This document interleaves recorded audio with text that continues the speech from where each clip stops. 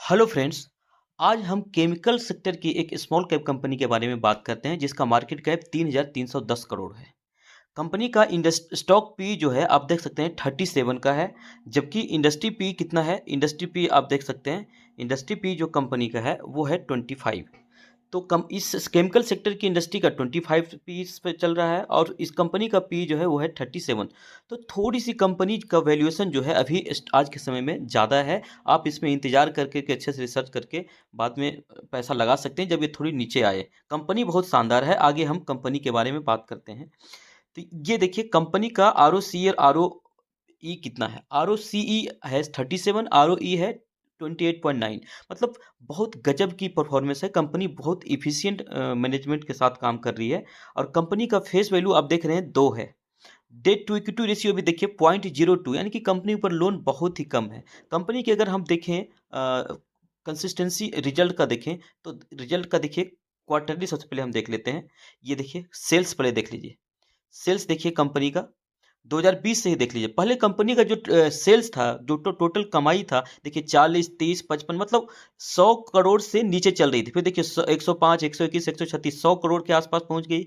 और अभी जो है कंपनी का जो है 138 करोड़, अभी जो लेटेस्ट क्वार्टर मार्च का जो रिजल्ट है उसमें 138 करोड़ कंपनी का इनकम रहा है। लगातार आप देख सकते हैं मार्च 21 में 2022 में 121, 136, 134, फिर 109, लेकिन फिर वापस 138। मतलब कंपनी का देखिए पहले जो 100 करोड़ से नीचे चल रहा था, 50, 55, 75, फिर 78, अब 100 के बाद धीरे धीरे कंपनी जो है 150 की तरफ जा रही है। तो कंपनी का लगातार सेल्स में इंप्रूवमेंट दिख रहा है। ऐसे ही ऑपरेटिंग प्रॉफिट का आप देख लीजिए। ऑपरेटिंग प्रॉफिट देखिए पहले कितना था, 8, 4, 10, मतलब 10 के आसपास था, जो कि 15, 25, 22, 26, और अब जो है कंपनी का देखिए ऑपरेटिंग प्रॉफिट भी 30 के ऊपर चला गया है। नेट प्रॉफिट की बात करें तो नेट प्रॉफिट भी आप देख सकते हैं। पहले नेट प्रॉफिट कितना था, -6, 8, 11, मतलब देख रहे हैं 10 से कम है, जो कि 10 के आसपास हो गया, 11, 13, 12, 10, 11। अब जो है कंपनी का जो है 19, 17, 20, 20 के आसपास हो गया, जो कि अभी जो है 21, 22, 26। तो अब कंपनी फिर 30 करोड़ के नेट प्रॉफिट की तरफ बढ़ रही है। तो कंपनी में कंसिस्टेंसी है काफ़ी, बहुत बेहतर कंसिस्टेंसी के साथ रिजल्ट कंपनी का आ रहा है। मतलब कि कंपनी बहुत अच्छा काम कर रही है, बहुत अच्छे शानदार परफॉर्मेंस दे रही है। अभी देखिए हम एनुअल की बात कर लेते हैं, वो था क्वार्टरली। एनुअल की बात कर लें, देखिए सेल्स में देखिए एनुअल का सेल्स कितना था, पहले 80, 96, 87, मतलब 100 करोड़ से नीचे था, फिर 100 करोड़ के आसपास चल रहा है, 102, 110, 127। ऐसे ही करते करते देखिए कंपनी 200 करोड़ के पास पहुंच गई। अभी तो गजब का परफॉर्मेंस दिखाया है। मार्च 22, पिछले साल 368 करोड़, और इस साल तो 517 करोड़ की कमाई किया है कंपनी ने। मतलब 100 करोड़ से नीचे का कंपनी चल रहा था कुछ साल पहले, जो अभी 500 करोड़ तक का इसका कमाई चल गया है। और ऑपरेटिंग प्रॉफिट की भी बात करिए, देखिए 100 करोड़ से ऊपर का ऑपरेटिंग प्रॉफिट हो गया एनुअली, जो कि पहले 7, 10, 9, 10 से भी नीचे हुआ करता था। ऐसे ही नेट प्रॉफिट की बात करें, नेट प्रॉफिट देखिए पहले 6 करोड़, 8 करोड़, 8 करोड़, मतलब 6, 8 के रेंज में चलता था, जो 20, 20 के रेंज में चलने लगा, और अभी देखिए 45 करोड़, 57 करोड़ और 90 करोड़। कंपनी जो 10 करोड़ से नीचे चल रहा था अभी 100 करोड़ के आसपास पहुंच गया है। कब की बात है ये देखिए, 2012। मतलब 10 साल में कंपनी जो है 10 करोड़ से 100 करोड़, कंपनी का प्रॉफिट 10 गुना हो गया। कंपनी का ऐसे ही देखिए एनुअल जो सेल्स ग्रोथ है, सेल्स ग्रोथ 3 इयर्स का कितना है, तो 3 इयर्स का आप देख सकते हैं 38% है। और प्रॉफिट कितना है, 64%। तो रेवेन्यू की बात हो, सेल्स की बात हो या प्रॉफिट की बात हो, दोनों बहुत ही अच्छा दिख रहा है कंपनी का। अगर हम आगे और देख लेते हैं, बैलेंस शीट में देख लेते हैं, हम रिजर्व्स और बोरोइंग्स पे ही ज़्यादा ध्यान देते हैं। देखिए 327 करोड़ का रिजर्व कंपनी के पास है, जबकि बोरोइंग्स जो है, लोन जो है मात्र 7 करोड़ है।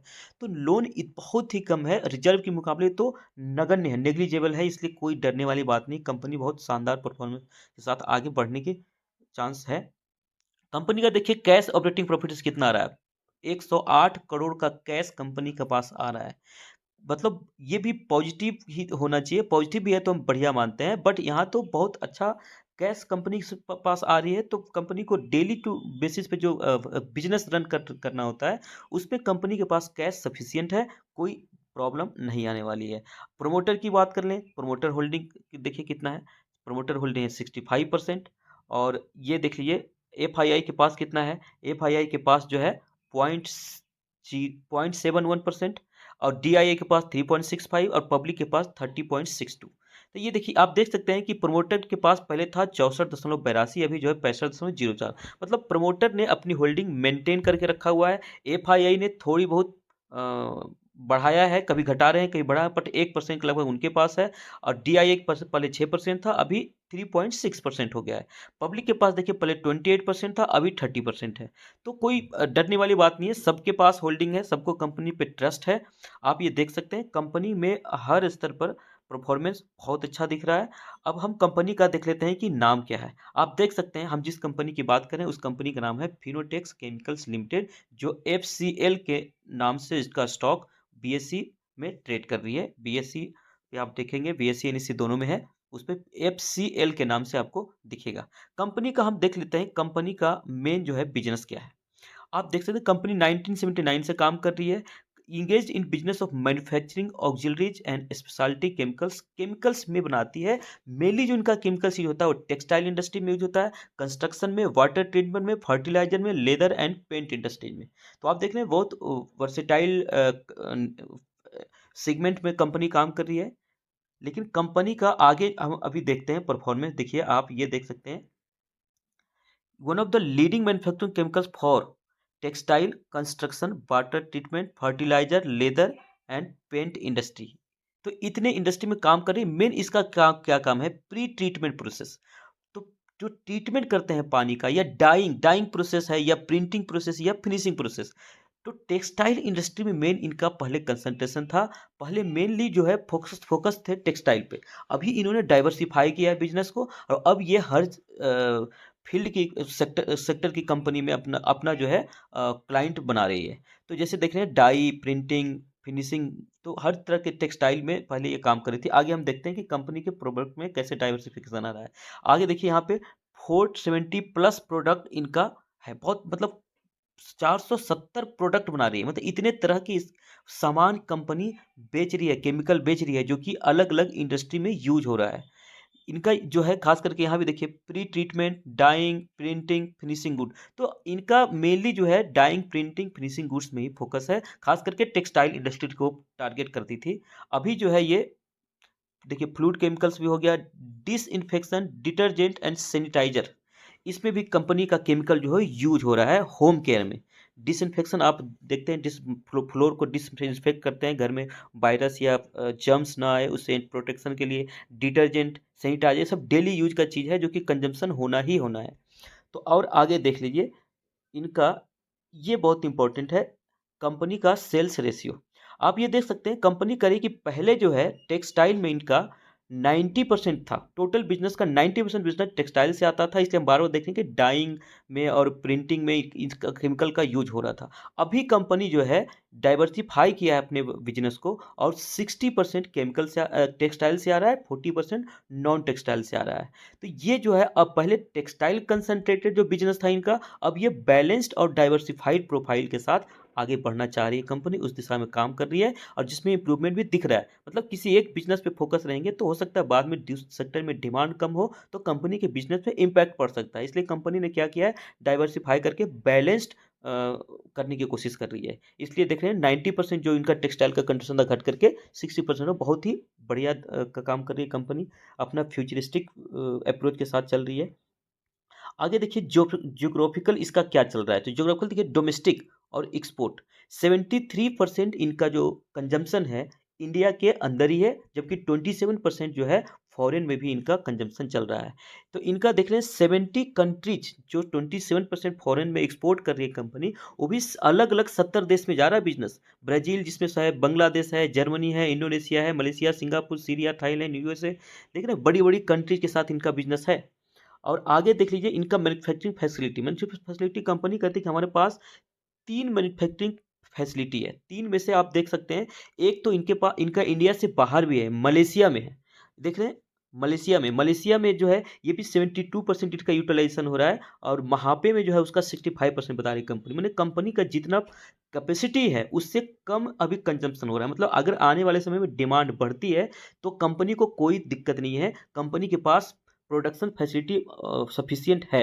अपने फुल वैल्यू के साथ जब प्रोडक्शन करेगी तो डिमांड भी पूरा कर सकती है। तो आगे कंपनी को ग्रो करने में, डिमांड को पूरा करने में कोई दिक्कत नहीं आने वाली है। सब्सिडीज भी देखिए बाहर है, फिनोलेक्स मलेशिया लिमिटेड, ये भी एक सब्सिडरी कंपनी है इसका। देखिए मैनिया स्टील्स प्राइवेट लिमिटेड, ये भी इसका सब्सिडरी कंपनी है, तो सब्सिडरी कंपनी भी कंपनी का है, और जो कि इसके साथ कंपनी बाहर में और इंडिया में भी अच्छा बिजनेस कर रही है। स्ट्रेटेजिक पार्टनरशिप्स, ये देखिए कंपनी बता रही है कि मेरा जो है बिजनेस सही करने के लिए हम स्ट्रेटेजिक पार्टनरशिप भी किए हुए। इंडिया में देखिए इंडियन मार्केट को फोकस करने के लिए इसने एक कंपनी है यूरोडाई सीटीसी बेल्जियम, जो कि टेक्सटाइल इंडस्ट्री में काम कर रही थी, तो उसके साथ जो है स्पेशलिटी केमिकल में ये जो है इस कंपनी ने इसके साथ पार्टनरशिप किया है। और एक है देखिए हेल्थ गार्ड ऑस्ट्रेलिया जो है ये ग्लोबल मार्केट, इंडिया से बाहर मार्केटिंग को फैलाने के लिए, जो है अपना बिजनेस को एक्सपेंड करने के लिए इसके साथ कंपनी जो है पार्टनरशिप की हुई है। और एक कंपनी एक बहुत इंपॉर्टेंट बता रही है कि इसका जो है state of art research and development centre, एक जो है सस्मीरा इंस्टीट्यूट इंडिया में ही है, प्रीमियर टेक्सटाइल इंडस्ट्रीज का एक बहुत ही अच्छा जाना माना इंस्टीट्यूट है, जो कि रिसर्च और डेवलपमेंट पे काम करती है, नया प्रोडक्ट कैसे लाना है, इनोवेशन पे काम करती है। और स्टेट ऑफ आर्ट का दर्जा हासिल है। स्टेट ऑफ आर्ट मतलब होता है कि बेस्ट बेस्ट मतलब one of the best companies में ये कंपनी जाती है, ये इंस्टीट्यूट आती है, जिससे इनका टाई अप है, ताकि ये लगातार नए प्रोडक्ट और इनोवेशन करके अपना सप्लाई को जो है उसमें डाइवर्सिफाई कर सकें। तो इस तरह से देख सकते हैं आप, कंपनी हर दिशा में अपना बेस्ट देने की कोशिश करिए। क्लाइंट कुछ इनका मेन क्लाइंट देख लीजिए, देखिए इनका कुछ मेल क्लाइंट है, बेल स्पून, वंशवारा, नाहर है, रेमंड भी इसका ज़्यादातर टेक्सटाइल इंडस्ट्री में काम करती है ना, तो टेक्सटाइल का ही इनका जो बड़े बड़े ब्रांड है वो आपको देखने को मिलेगा। रेमंड भी देख रहे हैं, अरविंद भी आप जानते हैं, अरविंद टेक्सटाइल, बॉम्बे डाइंग का नाम आपने सुना होगा, क्लेरियंट है, पीडीलाइट टेक्सटाइल से बाहर की जो कंपनी है पीडीलाइट, जो कि आपको फेविकोल बनाती है, उसको भी केमिकल जो है रॉ मटेरियल ये एफसीएल जो है प्रोवाइड कराती है। दीपक फर्टिलाइजर्स, ये भी फर्टिलाइजर का बहुत जानी मानी कंपनी है, इसको भी अगर केमिकल की ज़रूरत है तो इस फिनोलेक्स पे ही डिपेंडेंट है। तो आप देख रहे हैं कंपनी ने अच्छे बड़े बड़े क्लाइंट्स रखे हुए हैं, तो कंपनी कहीं ना कहीं जो है हर साल जो है अपने ग्रोथ को बढ़ा रही है, और अपने जो बिजनेस है उसको एक्सपेंड करते जा रही है। तो उम्मीद है कि आगे आने वाले वर्षों में ये जो है बहुत अच्छा परफॉर्मेंस कर सकती है। तो ये फिनोलेक्स केमिकल लिमिटेड जो है, इसमें अगर आप इंटरेस्टेड हैं तो आप इन्वेस्ट कर सकते हैं। और इसमें अगर छोटी कंपनी है तो इन्वेस्ट करते हैं तो आप अभी थोड़ा कम ही इन्वेस्ट करिएगा, ऐसा नहीं कि 1 लाख लगा दिया, आप 5 से 10 हज़ार के बीच इन्वेस्ट कर सकते हैं। अभी थोड़ा सा वैल्यूएशन आप देख रहे हैं, स्टॉक पी ज़्यादा है, तो थोड़ा बहुत 1000-2000 लगा करके एंट्री ले सकते हैं, फिर जब नीचे आए तो अपना क्वांटिटी जो है बढ़ाइए, तो ज़्यादा अच्छा रहेगा। एक एवरेज प्राइस जो है काफ़ी बेहतर आपको मिल जाएगा। तो आप इसमें अपना रिसर्च करना है, और इसको एनुअल रिपोर्ट और इसकी वेबसाइट पे जाके भी देखना है, तभी आप जो है एक अपना डिसीजन बनाइएगा, तो ज़्यादा अच्छा रहेगा और आपके लिए बढ़िया रहेगा। धन्यवाद। आप इस वीडियो को ज़रूर लाइक करिए और चैनल को सब्सक्राइब करिए, ताकि ऐसे मोटिवेशनल और इन्फॉर्मेटिव वीडियो बनाने में इंस्पिरेशन मिलता रहे। Thank you.